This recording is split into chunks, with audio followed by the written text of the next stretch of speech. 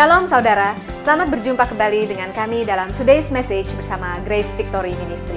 Kali ini kita akan membahas topik yang berjudul, Maukah Saudara Terima Mujizat? Sebelumnya mari kita baca dulu dari Kitab Yohanes bab 5 ayat 2 sampai dengan 9. Saya akan bacakan buat saudara. Di Yerusalem dekat pintu gerbang domba ada sebuah kolam yang dalam bahasa Ibrani disebut Betesda. Ada 5 serambinya dan di serambi-serambi itu berbaring sejumlah besar orang sakit, orang-orang buta, orang-orang timpang, dan orang-orang lumpuh yang menantikan goncangan air kolam itu. Sebab sewaktu-waktu turun malaikat Tuhan ke kolam itu dan menggoncangkan air itu, barang siapa yang terdahulu masuk ke dalamnya sesudah goncangan air itu menjadi sembuh, apapun juga penyakitnya. Di situ ada seorang yang sudah 38 tahun lamanya sakit. Ketika Yesus melihat orang itu berbaring di situ, dan karena ia tahu bahwa ia telah lama dalam keadaan itu, berkatalah ia kepadanya, "Maukah engkau sembuh?" Jawab orang sakit itu kepadanya, "Tuhan, tidak ada orang yang menurunkan aku ke dalam kolam itu apabila airnya mulai goncang. Dan sementara aku menuju ke kolam itu, orang lain sudah turun mendahului aku." Kata Yesus kepadanya, "Bangunlah, angkatlah tilammu dan berjalanlah." Dan pada saat itu juga sembuhlah orang itu, lalu ia mengangkat tilamnya dan berjalan. Tetapi hari itu hari Sabat. Saudara, arti Betesda adalah rumah kasih karunia atau rumah pengampunan. Nah, yang menariknya adalah pengertian Betesda di sini juga mengandung arti kehinaan atau rasa malu. Nah, ini pasti berkaitan dengan kondisi pada saat itu di Yerusalem, di mana Betesda sendiri itu adalah tempat berkumpulnya orang-orang sakit. Seperti kita baca di dalam Yohanes tadi, di sana dikatakan bahwa orang buta, orang lumpuh, orang timpang, semua orang sakit berkumpul di sana. Karena itulah Betesda dinamakan sebagai, sering disebut juga sebagai tempat kehinaan atau tempat rasa malu. Karena pada saat itu, orang masih beranggapan bahwa penyakit adalah merupakan kutukan dari Allah. Jadi orang-orang yang sakit dianggap orang-orang yang sedang menerima kutukan dari Allah. Nah, pada saat itu untuk menerima kesembuhan ada beberapa hal yang harus dilakukan. Di antaranya adalah kalau kita lihat di ayat 4 tadi, ada persyaratan pertama yaitu waktu, menunggu waktunya Tuhan.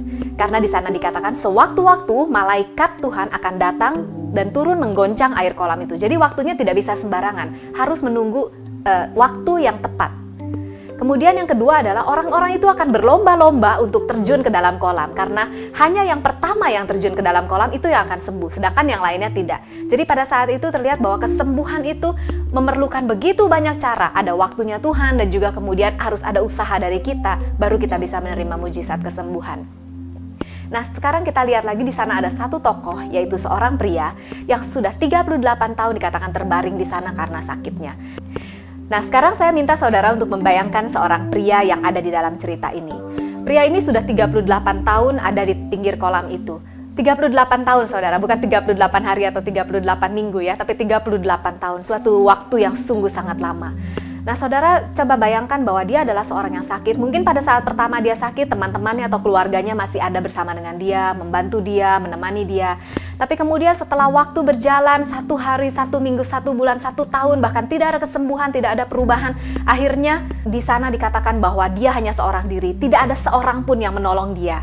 Bahkan untuk masuk, terjun ke dalam kolam itu pada saat malaikat Tuhan datang dan pada saat terjadi mujizat, dia tidak ada yang menolong. Karena itu bisa dibayangkan, dia dalam kondisi sakit, dia dalam kondisi sendirian, dia dalam kondisi ditinggalkan. Pasti suatu keadaan yang sungguh sangat terpuruk. Pria itu sungguh dalam keadaan yang sangat malang. Tapi yang menarik dari pria ini adalah selama 38 tahun, dia tidak pernah meninggalkan tempatnya. Dan saya yakin selama 38 tahun itu ia harus berusaha untuk tinggal di sana, dia harus berusaha untuk menemukan sebuah tempat yang paling dekat dengan kolam, karena di sana dikatakan dia sulit sekali untuk bisa terjun ke dalam kolam itu. Dan saya bayangkan dia adalah seorang yang mungkin lumpuh, mungkin bukan saja kakinya yang lumpuh, tapi seluruh badannya lumpuh, sehingga dia begitu sulit untuk harus terjun ke dalam kolam itu. Nah, saudara, pada hari itu kemudian Yesus datang.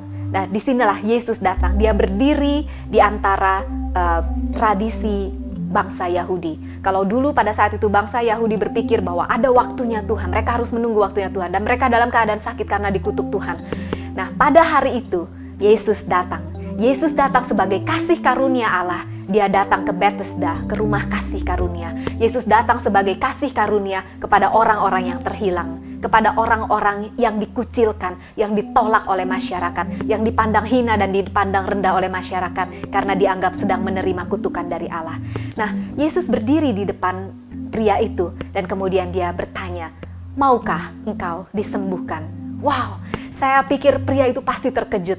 Pria ini pasti sudah banyak mendengar tentang Yesus yang berjalan berkeliling di Yerusalem sambil membuat banyak mujizat.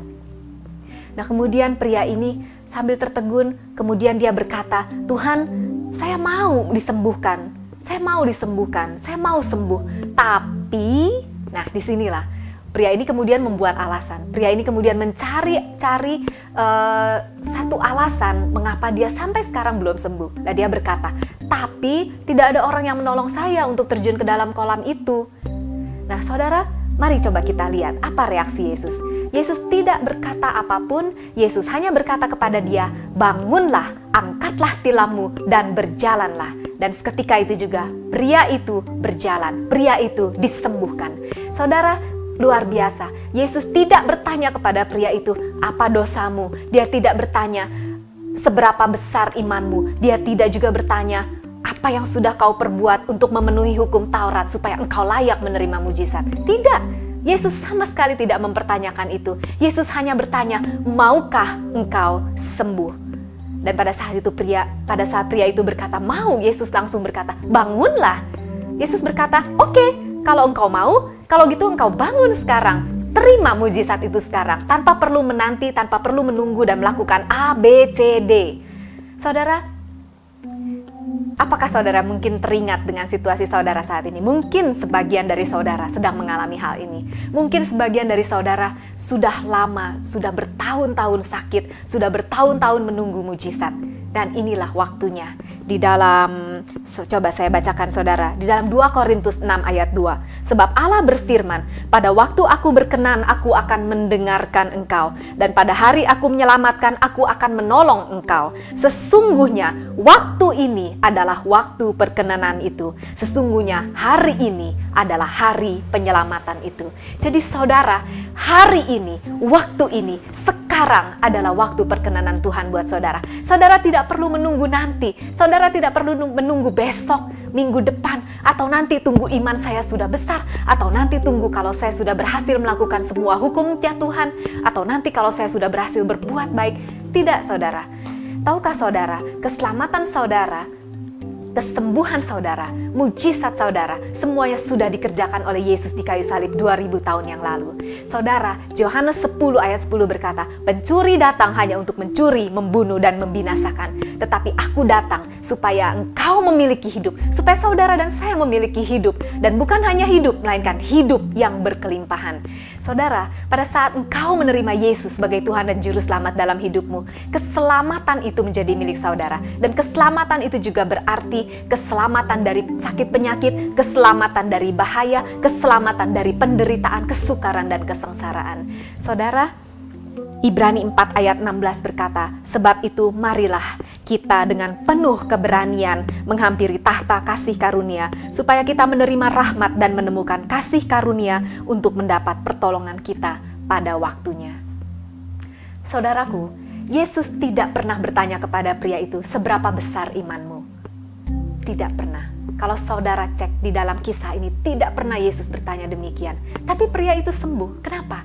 Karena dia memiliki iman kepada Yesus. Dia percaya bahwa Yesus yang didengarnya selama ini, bahwa Yesus seorang yang berjalan berkeliling sambil melakukan berbagai kebaikan, mengusir setan dan menyembuhkan penyakit, saat ini sedang berdiri di hadapannya. Dan Yesus yang sama sedang bertanya kepadanya, "Maukah engkau sembuh?" Saudara, Galatia 2 ayat 20, "Namun aku hidup, tetapi bukan lagi aku sendiri yang hidup, melainkan Kristus yang hidup di dalam aku. Dan hidupku yang kuhidupi sekarang di dalam daging adalah hidup oleh iman dalam Anak Allah yang telah mengasihi aku dan menyerahkan dirinya untuk aku." Jadi, iman saudara hanya kepada Yesus, bukan beriman besar kecil, apakah dengan iman besar saya baru bisa menerima mujizat. Bukan seperti itu saudara. Asal saudara percaya bahwa Yesus mengasihi saudara, bahwa Yesus telah mati untuk saudara, iman itulah yang akan memberikan kesembuhan kepada saudara. Saudara, apakah engkau sedang menantikan mujizatmu? Saya katakan pada saudara, sekarang adalah waktunya. Karena itu mulailah saudara terima, saudara percaya, saudara terima, dan kemudian saudara hidupi. Percaya, terima, dan hidupi itu.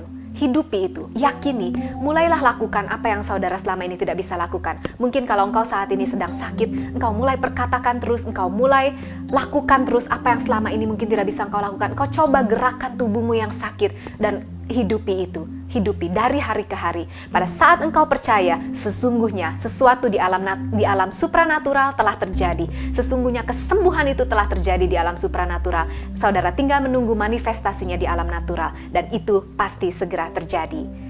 Mari kita berdoa. Bapa, di dalam nama Yesus, aku bersyukur atas kasih karunia dan cintamu atasku. Saat ini juga aku terima mujizatmu di dalam nama Yesus. Roh Kudus, tolong aku supaya aku bisa berjalan di dalam kemenangan dari hari ke hari bersama dengan Engkau. Di dalam nama Yesus. Amin. Demikianlah saudara, pesan dari kami pada hari ini. Jadi, maukah engkau terima mujizatmu? Terimalah sekarang. Tuhan Yesus memberkati.